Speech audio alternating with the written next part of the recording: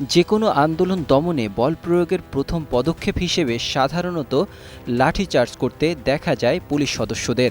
একদিকে নিষ্ক্রিয় ভূমিকা পালন করলে যেমন সক্ষমতা নিয়ে প্রশ্ন ওঠে, অন্যদিকে বল প্রয়োগের মাত্রা বেশি হয়ে গেলে তীব্র সমালোচনার মুখেও পড়তে হয় তাদের।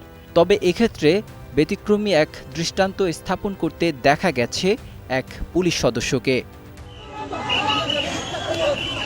সামাজিক যোগাযোগ মাধ্যমে ইতিমধ্যে ভাইরাল এক ভিডিওতে দেখা গেছে কোনো রকম আঘাত ছাড়াই আন্দোলনকারীদের ছত্রভঙ্গ করে দিয়েছেন ওই পুলিশ সদস্য। নাম না জানা গেলেও এ ঘটনায় তার প্রশংসায় পঞ্চমুখ অনেকেই। প্রশংসাকারীরা বলছেন, এটাই হওয়া উচিত পুলিশিং, এভাবেই তাদের মানুষের মন জয় করা উচিত। ছড়িয়ে পড়া ওই ভিডিওতে দেখা যায় বাংলাদেশ সচিবালয়ের সামনে আন্দোলনকারীদের ছত্রভঙ্গ করতে হাতে থাকা লাঠি দিয়ে সড়কের উপরে আঘাত করছেন বাংলাদেশ পুলিশের ওই সদস্য। কখনো আবার বিদ্যুতের খুঁটিতে শব্দ তৈরি করে হুঁশিয়ার করছেন শৃঙ্খলা ভঙ্গ না করতে। এতেই সেখান থেকে ছত্রভঙ্গ হয়ে যাচ্ছে আন্দোলনকারীরা।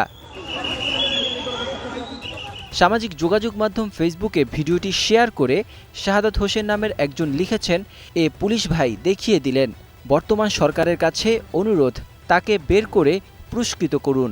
এছাড়া হিমেল চাকমা লিখছেন, লাঠি আর বডির সংস্পর্শ ছাড়া কিভাবে মিছিল ছত্রভঙ্গ করতে হয় এ পুলিশ ভাই তা দেখিয়ে দিলেন। ইতিমধ্যে হিমেল চাকমার ওই পোস্ট নিজের ফেসবুক আইডিতে শেয়ার করেছেন আইন উপদেষ্টা ডক্টর আসিফ নজরুল। ক্যাপশনে তিনি লিখেছেন, এই পুলিশ ভাইটাকে অনেক ভালোবাসা। Desk report, 21 television.